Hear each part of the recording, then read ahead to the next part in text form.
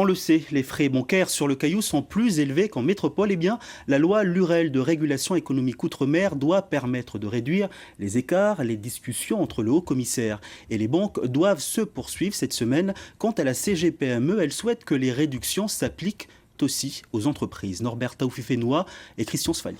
Une solution devait intervenir au plus tard le 30 juin.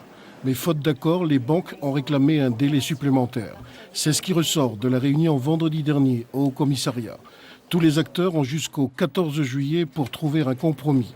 Car à défaut d'accord à l'amiable, c'est le gouvernement français qui fixera par décret les modalités du plafonnement des tarifs bancaires. Sur ce tableau comparatif, on s'aperçoit de l'écart entre la Calédonie et la métropole et entre la Calédonie et les départements d'outre-mer. Les frais de tenue de compte, par exemple, n'existent plus en métropole et dans les DOM.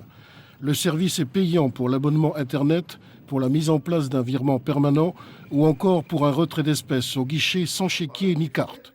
Sur le plan politique, le député Philippe Gomez, qui avait déposé l'an dernier un amendement qui a été adopté, réclame ni plus ni moins l'alignement sur la métropole. Chez nous, la quasi-totalité des banques, sauf une, prennent chaque mois des frais de tenue de banque. Je vais donner un autre exemple, les virements bancaires.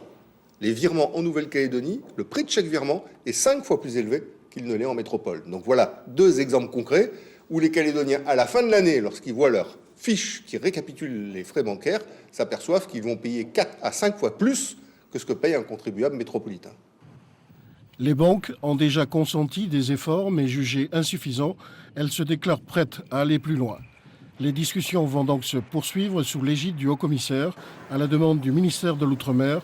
Une nouvelle table ronde est prévue jeudi.